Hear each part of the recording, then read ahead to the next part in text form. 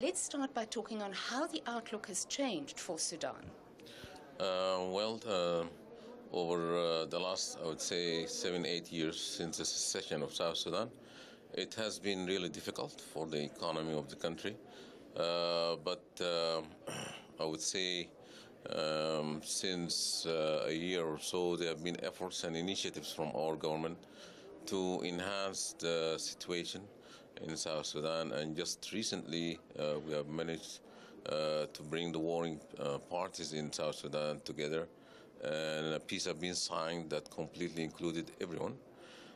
Also, that has some bearing on the economic situation in both countries, and we have agreed to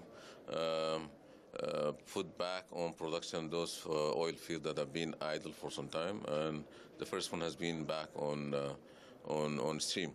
The other factor is the American embargo that has been imposed on Sudan since 1997. That has been partially lifted back in October of 2017, and now there are very effective dialogue and negotiations with the Americans to lift the rest of it, hopefully before the first half of next year, which is going to have a big impact on the economical situation of the country. And how has the reception been for you here at Oil Week?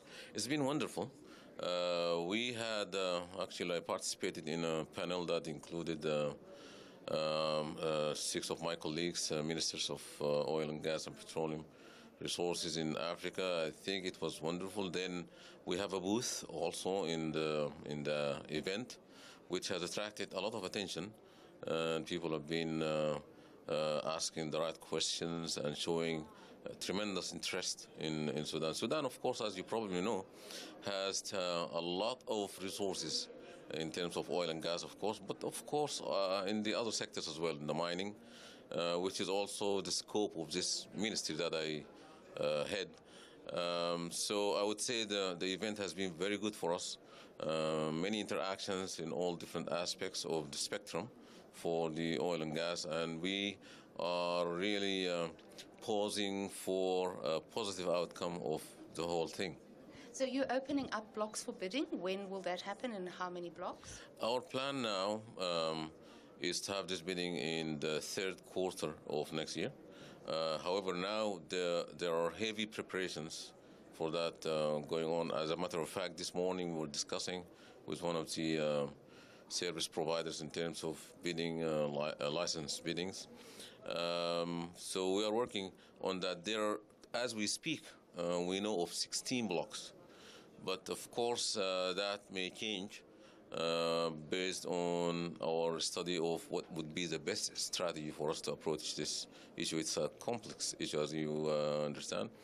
And we would like to really make it beneficial for us as much as possible. So that can go up and down depending on, shall we also put all of the exploration blocks, some of them, the sizes must be looked at and revised, and also should we include underdeveloped blocks and fields, and also those are completely green. So we need to strategize and then decide.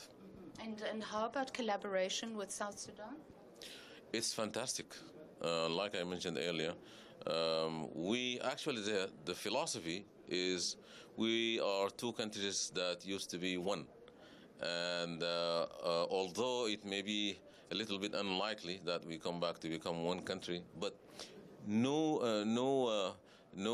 objection and no reason for us not to integrate economically. And this is the idea for us, for both countries. We have done wonderful so far in that aspect, where we have signed agreements to exchange experiences in all aspects, particularly in the oil and gas. We are opening up our fields, our facilities, our laboratories, for our brothers and sisters from South Sudan to come and learn and benefit from that. I must say also what we have done so far, in terms of reviving oil fields. When we asked the investors to come in and do it, they said, well, no, it cannot be done now. We have to wait until March of 2019. But I can tell you here and tell the audience, we have managed to successfully put the first field on stream in record time with 100% Sudanese and South Sudanese expertise. So for us, I think that's really good, and for our two countries, and for that effect, even for the other neighboring countries. This is our attitude and our belief that the best way to have peace and prosperity is to integrate economically, and that's what we'll do. And then in terms of foreign direct investment, do you think that you are infrastructurally ready for that?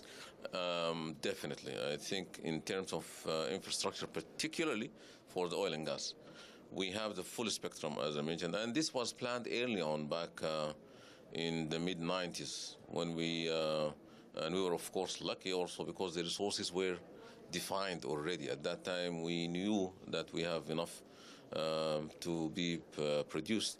So we dictated per se, our terms in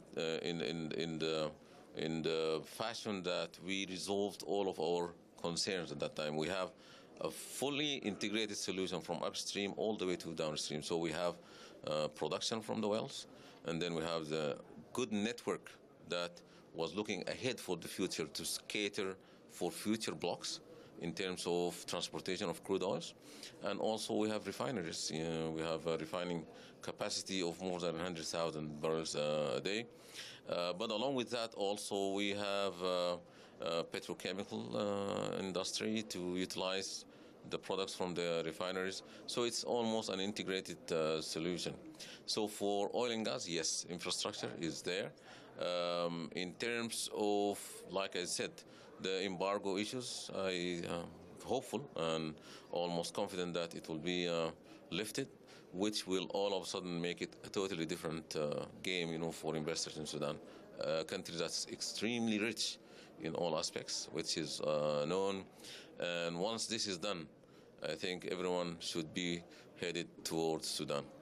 One final question, and that is on renewable energy. Is this something that you are exploring? Absolutely, yes. I discussed that in the panel the other day. What I said actually in the panel, once we started exporting back in 1999, and for some time, we got a little bit complacent in terms of just depending on the fuel fossil, which was not really a wise thing. And when the resources went south after the recession, we realized that this must change. And that's why a balanced mix now in terms of adding other resources for energy from renewables is in our plans. And we are hoping and posing to really go forward into implementing that as soon as possible.